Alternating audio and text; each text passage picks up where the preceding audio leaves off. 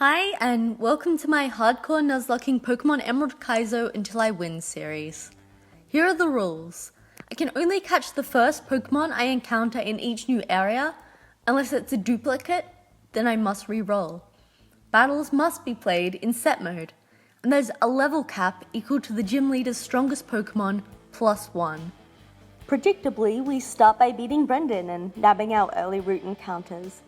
Now, usually the battles I feature pre-Roxanne are with the Magma Grunt in the Petalburg Woods, and then the final pre-Rustboro battle with Red. This is because I see them as sort of a mini boss battle, due to the fact that they both have full teams of 6, unlike the rest of the trainers, and they have a far better team composition and type variety and coverage. However, this run, we get through them with ease, only to face the real threats, Lady Sarah and Rich Boy Dawson. A critical hit confusion from Lady Sarah's Spoink, and we've lost Meow. Against Dawson's Swinub, it does more damage than expected, and because of the speed drop, I don't feel comfortable keeping Nosebreak in. Tomato instead joins the battle, taking a not very effective ground attack. But before she can get off an attack of her own, an Ice Shard takes her down to low HP, and her Absorb doesn't quite finish the Swinub off. I switch around a bit so that 24 comes in on a weak Mudshot.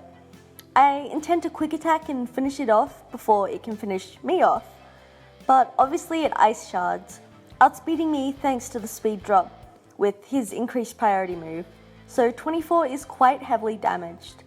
At this point, I'm a little worried we're straight up going to wipe to this snobby rich kid. Thankfully, we have Mango to come in and two-shot with super effective karate chops.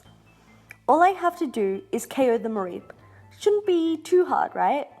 Well, half my team is weak to electric, and those who aren't are the ones who have taken a good chunk of damage already.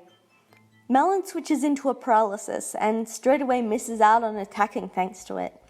Next turn she gets off a secret power, but Mareep isn't left with special condition, which is unfortunate. Mid switches in, only to take over half and be paralyzed from a Thunder Shock, so right back out he goes. Tomato, on the other hand, takes the Thunder Shock quite well. I try to absorb to gain some HP back while dealing damage and prolong his life, but a crit from the Mareep and he is down. I send out my MVP 24 and Bullet Seed does massive damage, but Mareep hangs on and Thunder Wave paralyzes us. We just hang on against its secret power and break through paralysis to finish the job with another Bullet Seed. Wow, that was a disaster battle. Speaking of disaster battles, next up is Roxanne, and right before challenging her, I accidentally overlevel Melon, so I can't use her in the battle. Normally we can quite easily beat Roxanne, usually losing no Pokemon, or at worst 1 or 2. We lead Scully to do slightly less than half damage to Nosepass, so as to avoid activating its berry. In comes Nosebreak, and its Water Pulse actually doesn't quite do enough to get the KO, but it does get the confusion, of which Nosepass hits itself to finish the job.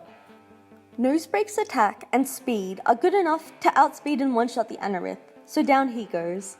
Next is the Leap, where everything starts to go downhill. Mango takes a Giga Drain, but it ends up being a critical hit, which is unfortunate. We go straight out into Scully, who gets off a paralysis and a bit of chip damage, though Giga Drain heals the Leap right back up. Peaches gets off a charm before unfortunately going down in exchange for lowering Laleep's attack. Mid comes in to chip away, getting it to a little above half before switching out. Next in is Mango to get some more damage, but a recover puts us in an awkward spot. Finally 24 comes in, and its double kick does just a little under half, which is enough to keep Laleep stuck in a recover loop until it goes down.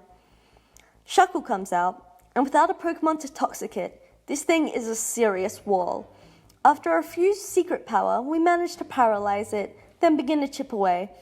But while we do this, it begins to set up curses, and we don't have a Charmer to lower its attack back down anymore.